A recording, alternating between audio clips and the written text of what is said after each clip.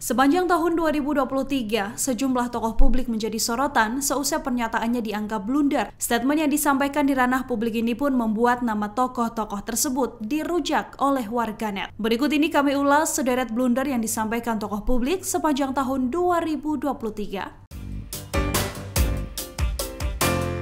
Yang pertama, Ganjar Pranowo kala menolak timnas Israel di Piala Dunia U20. Ganjar Pranowo yang saat itu masih menjabat sebagai Gubernur Jawa Tengah membuat statement blunder dan menolak hadirnya timnas Israel. Penolakan ini disinyalir menjadi penyebab Indonesia batal menjadi tuan rumah gelaran pesta sepak bola dunia itu. Ganjar menyampaikan jika penolakannya terhadap kehadiran timnas Israel tak lain karena memegang teguh amanat Bung Karno. Namun sikap Ganjar Pranowo ini membuatnya banjir kritikan dari pecinta sepak bola di tanah air.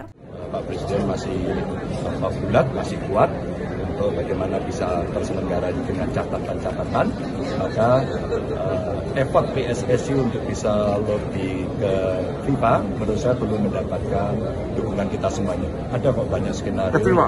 Yang kedua, Ade Armando blunder soal dinasti politik di daerah istimewa Yogyakarta. Pernyataan yang berujung blunder juga disampaikan oleh politikus PSI Ade Armando. Ade Armando menyinggung dinasti politik di daerah istimewa Yogyakarta. Buntut aksi protes dari BEM UI dan BEM UGM pada Presiden Joko Widodo, ia menyebut dinasti politik yang sebenarnya justru terjadi di daerah istimewa Yogyakarta karena gubernurnya tak dipilih melalui pemilu, melainkan berdasarkan garis keturunan. Buntut statementnya yang menuai polemik ini, Ade Armando menyadari apa yang disampaikan tersebut memicu kegaduhan. Ia lantas menyampaikan permintaan maaf secara terbuka pada Senin 4 Desember 2023. Dirinya bahkan mendapatkan ultimatum dari Ketua Umum PSI Kaisang Pangarep dan dipersilahkan untuk mundur.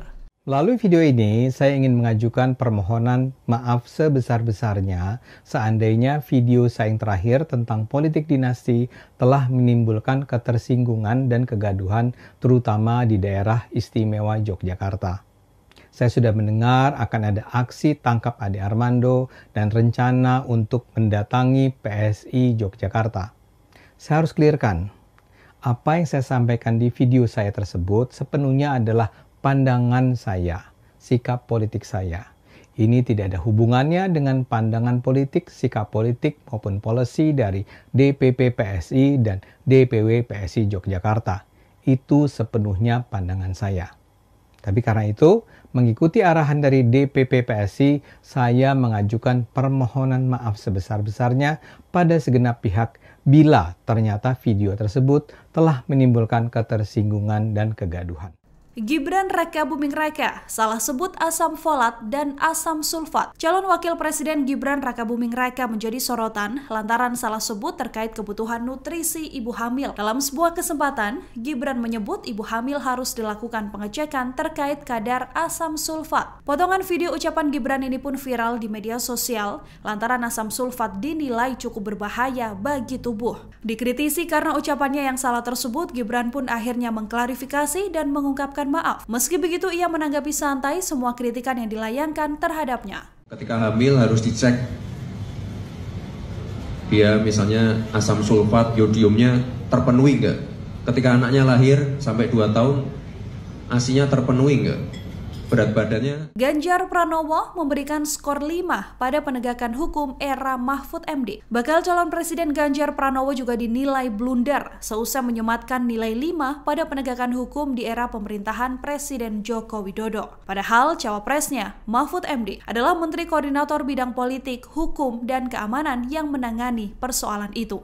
Blunder yang disampaikan Ganjar Pranowo pun akhirnya diklarifikasi sendiri oleh Mahfud MD. Ia mengatakan skor 5 ini berkaitan soal rapor merah pada ex-ketua MK Anwar Usman yang terbukti melanggar etik. Menurutnya, rapor merah tersebut diberikan bukan berarti kinerjanya sebagai Menko Polhukam meragukan. Selanjutnya, Anies Baswedan mengkritik pembangunan jalan Jokowi kalah dari SBY. Bacawapres Anies Baswedan juga dinilai blunder seusai belak-belakan mengkritik pemerintahan Presiden Joko Widodo soal pembangunan jalan.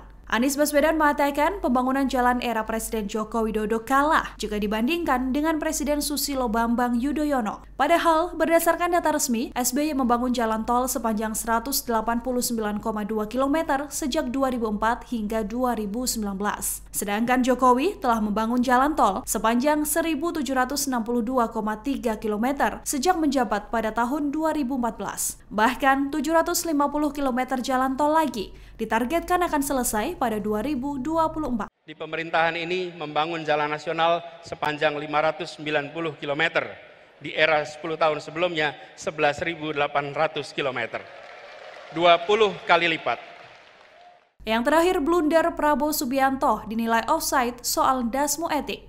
Statement blunder juga datang dari Baca Pres nomor urut 2 Prabowo Subianto. Hal ini seusai cuplikan video dirinya menyebut dasmu etik viral di media sosial dalam acara internal Partai Gerindra. Ucapan dasmu etik ini disampaikan Prabowo Subianto seusai debat perdana Capres, yang mana dirinya dicecar Baca Pres Anies Baswedan soal putusan MK yang dianggap melanggar etik. Meski begitu, TKN Prabowo kemudian mengatakan apa yang disampaikan Capresnya adalah ucapan bercanda. Apalagi hal ini adalah bentuk luapan semangat yang disampaikan Prabowo pada kadernya. Bagaimana perasaan Mas Prabowo soal etik? Tidak semua etik. Demikian sederet ucapan tokoh publik yang dianggap blunder sepanjang 2023. Meski selalu ditutup dengan klarifikasi dan permohonan maaf, namun statement ini tetap melekat di kepala publik. Pahit-pahit justru membuat namanya kehilangan simpati dari para pendukungnya. Download Tribun X sekarang. Menghadirkan lokal menjadi Indonesia.